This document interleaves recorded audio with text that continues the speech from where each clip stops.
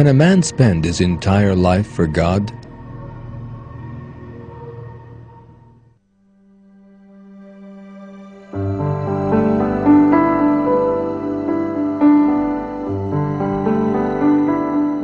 God informs us about the real meaning of the life of this world in Surah 67, verse 2. He who created death and life to test which of you is best in action. He is the Almighty, the ever-forgiving. As stated in this verse, everybody is tested in his deeds. Those who do good desire to earn the pleasure of God and to enter paradise. And they know that they therefore need to spend every moment of their lives engaged in such an effort. Some people, however, are mistaken on this point. They think that only performing prayers and avoiding what is forbidden are for the pleasure of God, and that the rest of the time is not connected to the religion. In fact, man should try to earn the good pleasure of God at every single moment, in every word, in every thought, and in every deed. A person who intends to devote every moment of his life to God always speaks in a manner that will be pleasing to Him. He reminds people of God, forbids them what is wrong, and commands them to do what is right. At every instant, he considers how he can best earn the good pleasure of God. To spend one's entire life for God is among the basic demands of the religion. Therefore, in Surah 6, verse 162, God commands believers to say, "My prayer and my rights, my living and my dying are for God alone, the Lord of all the worlds."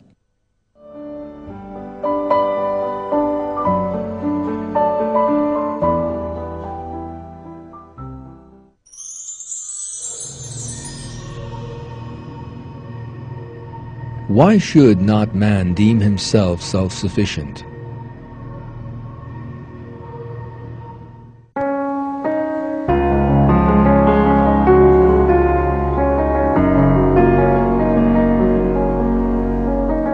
The main purpose of a person who fears God is to be morally pleasing to Him. This person knows that he needs to improve himself and to engage in a continual effort to be better in behavior, because virtues such as sincerity, honesty, diligence, self-sacrifice, and modesty have no upper limits. In other words, no one can say, "I have achieved model behavior. It couldn't be any better than this." A person's spiritual improvement will be rapid if he sees himself as imperfect and seeks to become better. Such a person purifies himself of his wrongdoings and progresses towards even better behavior every single day. If someone sees himself as sufficient in any matter, then he will not attempt to seek or to make any improvement. As a matter of fact, he is unable to find his faults and imperfections, and so cannot amend them, which prevents improvement. God states in Surah 96, verses 6 and 7, that imagining oneself to be self-sufficient is a serious mistake. No, indeed, truly man is unbridled seeing himself as self-sufficient. For that reason, man should not deem himself sufficient, neither in performing good deeds that would please God, nor in spiritually improving himself. Using the reason that God granted to him, he should always ask for improvement.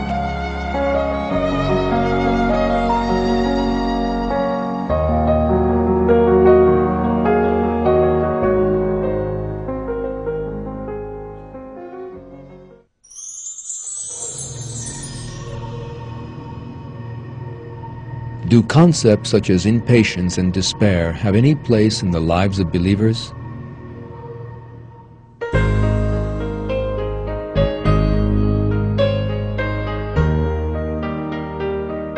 In verse 200 of Surah 3, God advises the faithful to be patient in times of difficulty.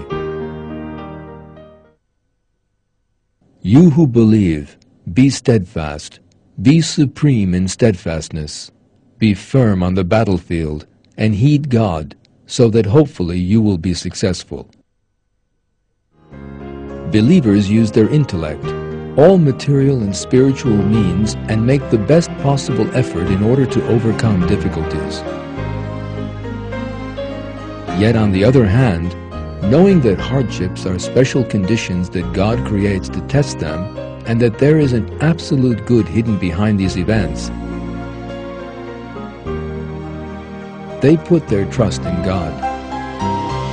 Trust in God is essential in the steadfastness of believers. They have an explicit trust that God creates every event with absolute wisdom, and that in answering the prayers of believers, He will remove these difficulties. That is why believers never experience such feelings as despair and hopelessness. Stating in Surah 39, verse 53, "Say, my servants, you who have transgressed against yourselves, do not despair of the mercy of God. Truly God forgives all wrong actions. He is the ever-forgiving, the most merciful." God commands believers not to despair of the mercy of God, no matter what happens.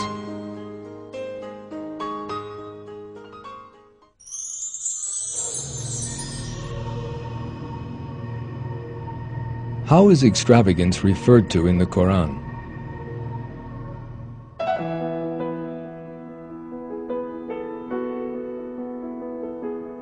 God has forbidden His servants to be extravagant, revealing what the criterion when spending should be. Those who, when they spend, are neither extravagant nor mean, but take a stance midway between the two.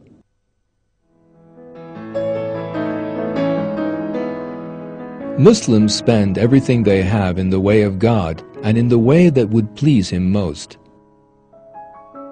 They do not forget that what they have is what God has given them as a blessing, and that they are not the real owners of any of them.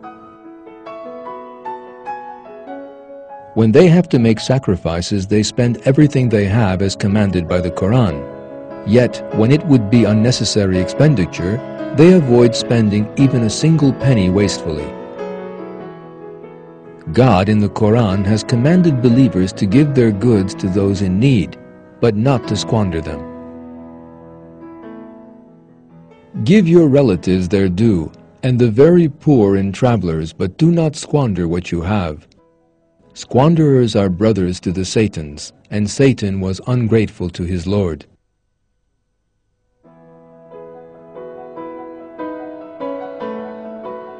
On the other hand, avoiding extravagance should not be misunderstood as to mean avoiding the gifts of God. He states in the Quran, "Eat and drink, but do not be profligate.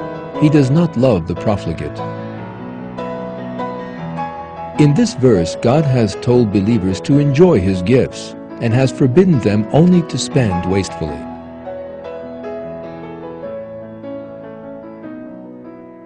Today, however, in societies remote from religion, extravagance is not paid the attention it is due. In restaurants and houses, plates of food, pounds of bread, fruits and vegetables are thoughtlessly thrown away. But God has forbidden extravagance, whether in significant or insignificant amounts. Therefore, people should try to find a way to make use of all gifts before they spoil, instead of throwing them away saying, "This has gone off," or "We cannot use this." Only in this way they can give these gifts their due value. Otherwise, the result is scarcity and ingratitude to God.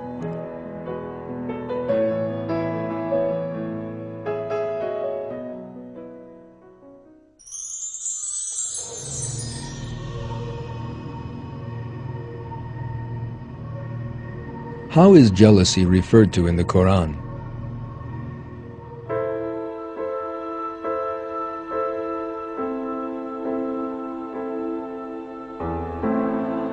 Envy is condemned in the Quran. God has revealed that He created the soul of mankind prone to envy, but that believers should be wary of it.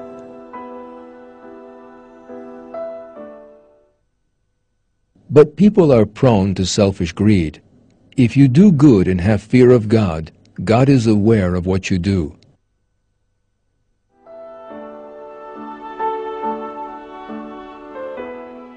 Jealousy comes as a result of not accepting that somebody else is superior to oneself.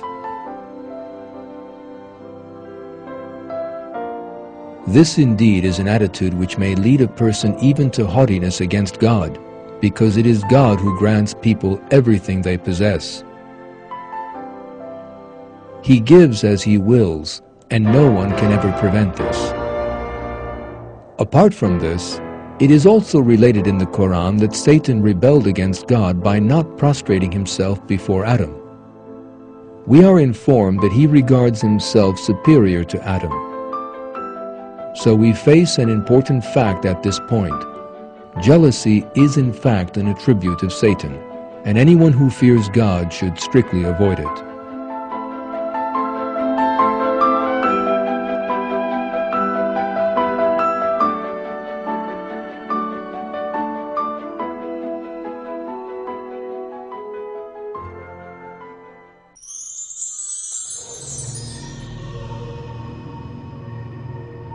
Where does calling others by offensive nicknames stand in the Quran?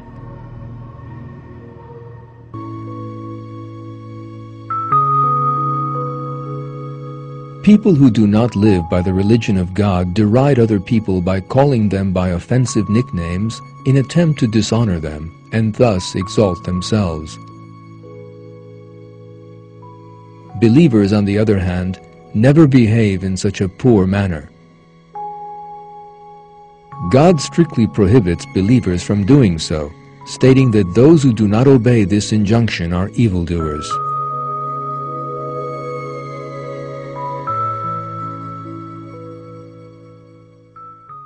You who believe, people should not ridicule others who may be better than themselves, nor should any woman ridicule other women who may be better than themselves.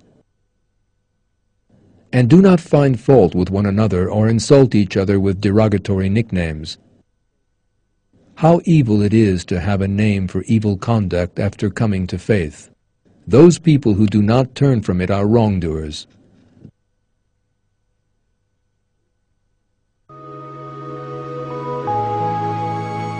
Those who conform to the morals of the Quran never behave in this indecent way, which is disapproved of by God. They address each other in the most pleasing way and deeply respect each other as sincere servants of God.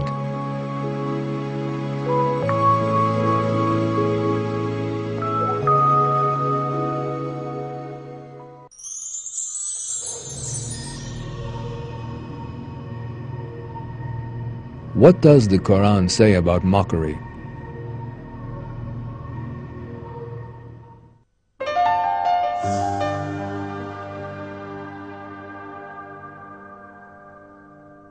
Mockery is an example of poor morality which God certainly does not approve of. There are many manifestations of mockery in irreligious societies, including mocking the imperfections or defects of others, and calling one another by unpleasant nicknames. In the Quran, God warns people against this evil act as follows. Woe to every fault-finding backbiter.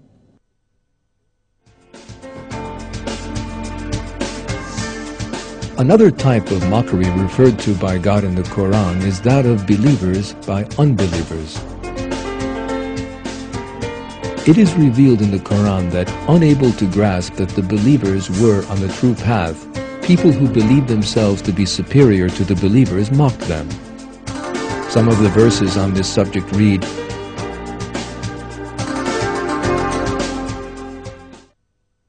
"Those who did evil used to laugh at those who believed.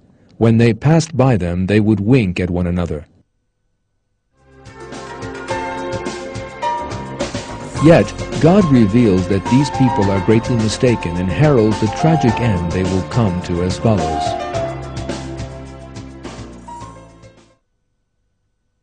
So today those who believe are laughing at the disbelievers on couches, gazing in wonder. Have the disbelievers been rewarded for what they did?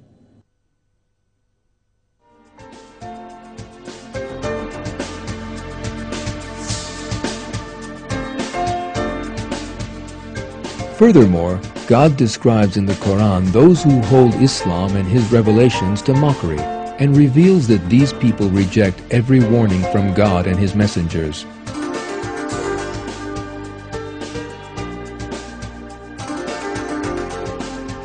They are the people who do not measure the power of God to its full extent, and ignore the fact that they will be judged in His presence.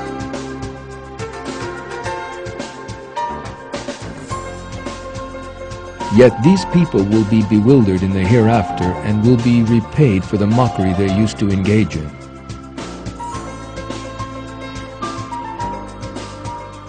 This fact is clearly mentioned in the Quran as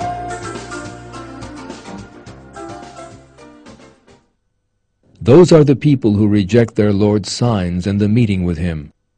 Their actions will come to nothing, and on the day of rising, we will not assign them any weight. That is their repayment, hell, because they disbelieved and made a mockery of my signs and of my messengers.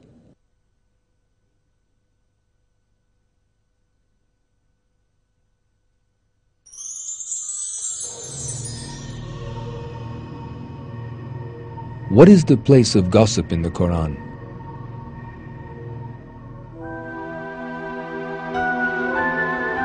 In the Quran, God forbids believers from backbiting and refers to it as an indecency.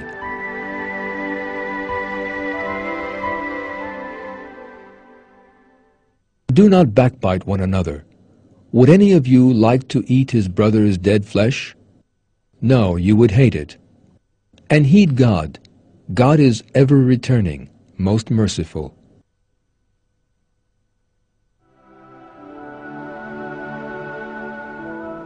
As commanded by this verse, people who live by the religion and are like brothers and sisters to each other strictly avoid this behavior. On the contrary, believers remember only each other's good intentions and always try to highlight their good attributes. They do not try to find defects or faults in those who are submissive to the will of God.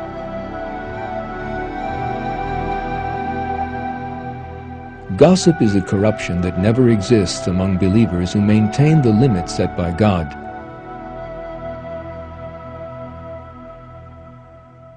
When believers notice an imperfection or other defect in another, they do not backbite, but instead admonish the person directly so that he will amend his unacceptable behavior.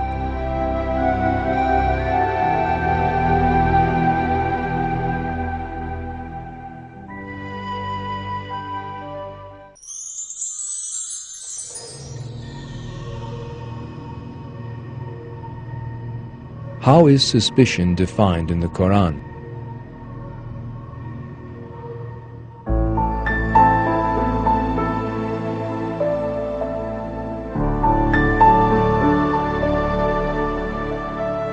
Acting on suspicion and conjecture is another thing God does not approve of. God has indicated in many verses in the Quran that acting on suspicion is a characteristic of the societies of ignorance and that it brings no good to mankind. He has commanded His believing servants to avoid suspicion. Acting on this advice of God, believers do not develop any ideas on any issue based on unfounded information.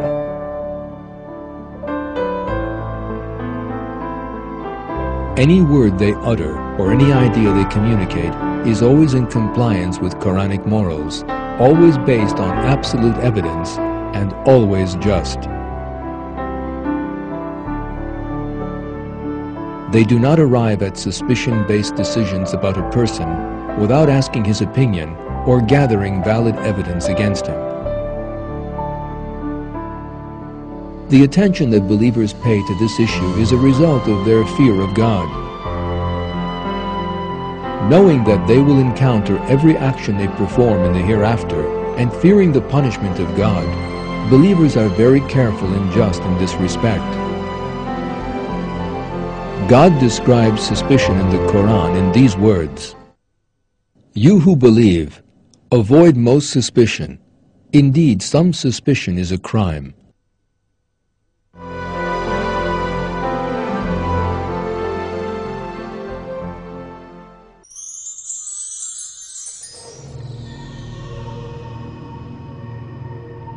How should a Muslim spend his time?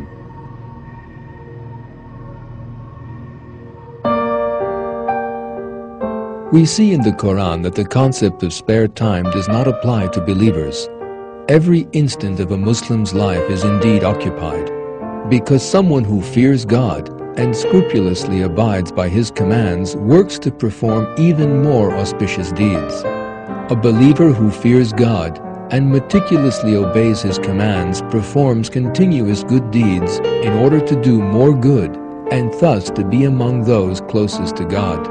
He spends his time in prayers that God has indicated in the Quran. Whenever he has finished one piece of work, he embarks on another one. He continuously seeks goodness and beauty. There are no interruptions, pauses, or limits during these efforts. Finishing one piece of work, to believers, merely indicates the need to start a new one. This is because a believer is well aware that he should spend every moment of this world making efforts to earn God's contentment, and that in the hereafter he will have to account for every instant. These efforts made by believers are referred to in the Quran as follows: "So when you have finished, work on and make your Lord your goal." Since all that a believer does, he does in order to gain the good pleasure of God, everything he does in his daily life becomes an act of worship. When he is weary, he rests for the sake of God, and when he is hungry, he eats for His sake. He sleeps or washes for the sake of God. The important thing is never to forget God as one does all these things, to give thanks to Him, and to see everything as auspicious.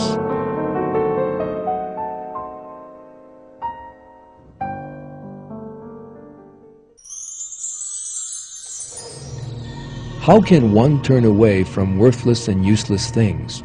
What are worthless and useless?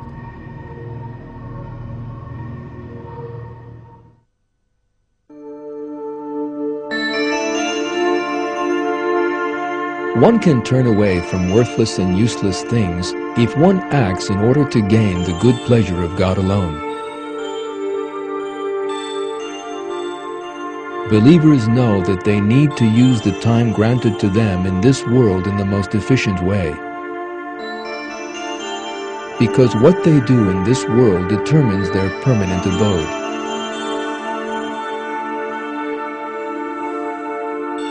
Therefore, in every deed they perform, they aim to gain a good deed for the hereafter. Naturally, they talk, have fun, eat, laugh, think, and work the same as everyone else. But in doing these things, they always bear good thoughts in their minds, which will be beneficial to other people and to the religion. Apart from these things, all believers' acts serve a purpose. They always turn towards to good deeds that will most gain the pleasure of God. They use their time efficiently by properly distinguishing between all worldly matters. They do this by use of their conscience and reason, decide what is worthless and what is useful, and act in a totally determined manner. The attitude adopted by believers when they hear worthless talk is related in the Quran in these words: "When they hear worthless talk, they turn away from it and say, 'We have our actions and you have your actions. Peace be upon you. We do not desire the company of the ignorant.'"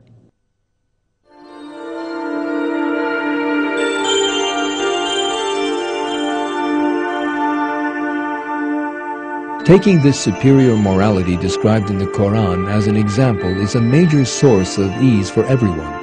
It is also good behavior that will be pleasing to God.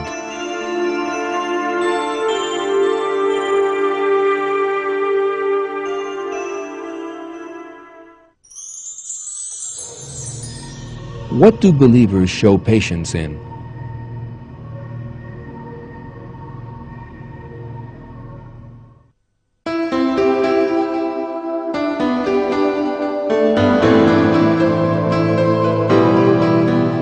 One of the distinguishing attributes of believers is their steadfastness.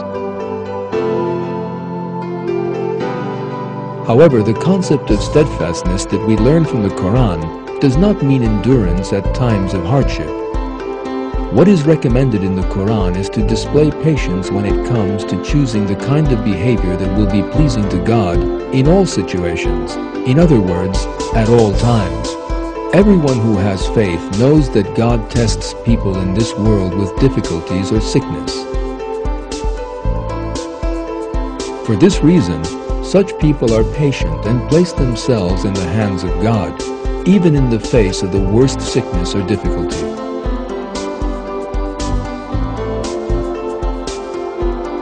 They turn to God in all things, in the knowledge that it is He who gives difficulty and sickness, and that only He can take them away. God tests believers with a variety of situations, such as hunger, fear, and loss of goods or prosperity. The believer described in the Quran perseveringly seeks the good pleasure of God regardless of the circumstances. In prosperity, he gives thanks to God. In case of difficulty and hardship, he puts his trust in Him. For him, the benefits of the religion and believers are always superior to personal benefits. He fulfills every detail of a virtuous character throughout his entire life. He is sincere, honest, generous, diligent, and eager. He always speaks in generosity and gentleness, and always tries to serve the religion. Briefly, he applies everything that God points out as being good. As a reward for this, God gives His steadfast servants glad tidings in Surah 2, verse 155 to 157 as, "We will test you with a certain amount of fear and hunger and loss of wealth and life and fruits, but give good news to the steadfast. Those who, when disaster strikes them, say, 'We belong to God, and to Him we will return.' Those are the people who will have blessings and mercy from their Lord. They are the ones who are guided."